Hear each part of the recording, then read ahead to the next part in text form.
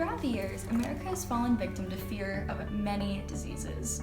Though the diseases have changed over time, the patterns of which the American people have been exposed to them have not. Fear of disease stems from stereotypes, misconceptions, and false information that's conveyed through mainstream media.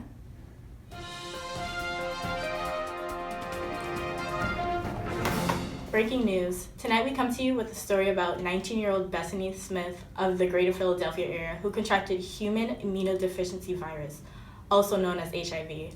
She was using the elliptical at her local gym and caught the virus almost instantly. Here's her story. Yeah, so I don't know what happened. All of a sudden I was on the elliptical and I started going and my hands started to tingle. My heart started to beat really fast. I started to get sweaty, hot, and then all of a sudden I knew.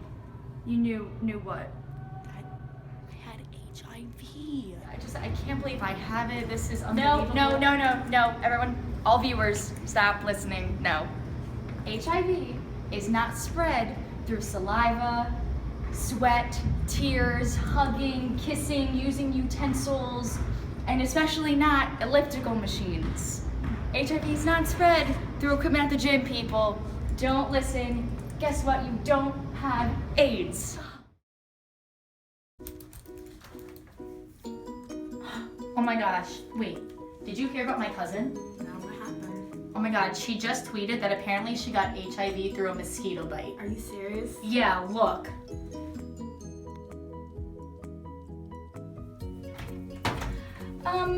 No.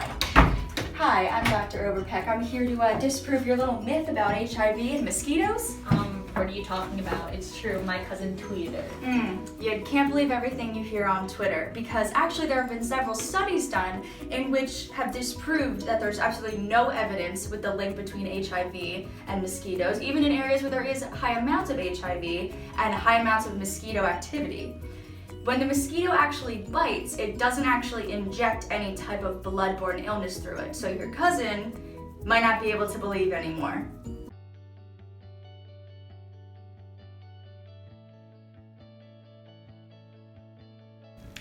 Hi, my name's Ashley, 20 years old, and I was just informed that I have HIV/AIDS.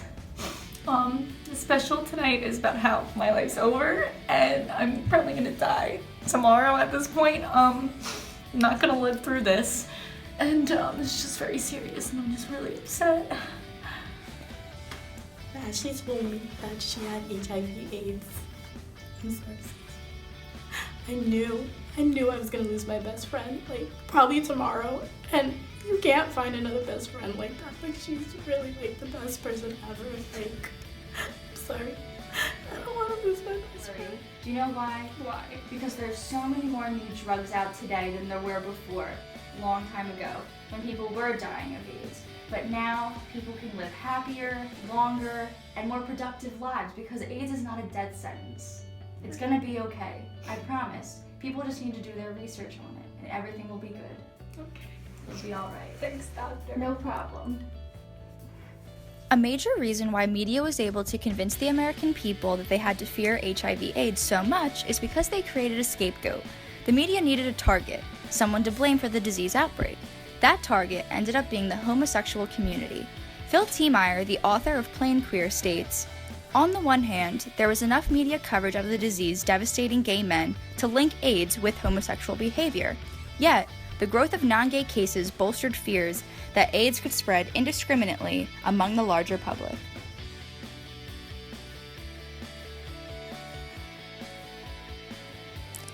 HIV/AIDS isn't the only disease that Americans have feared.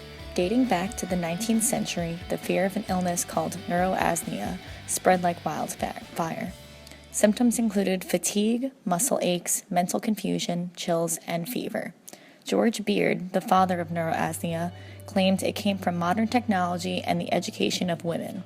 Today, researchers say the symptoms range from viruses, food poisoning, to even bad marriages. So, why did a disease with hardly any research involved cause such a hysteria? Barry Glassner, author of The Culture of Fear, suggests that the illnesses helped them justify fears, prejudices, and political ideologies they had.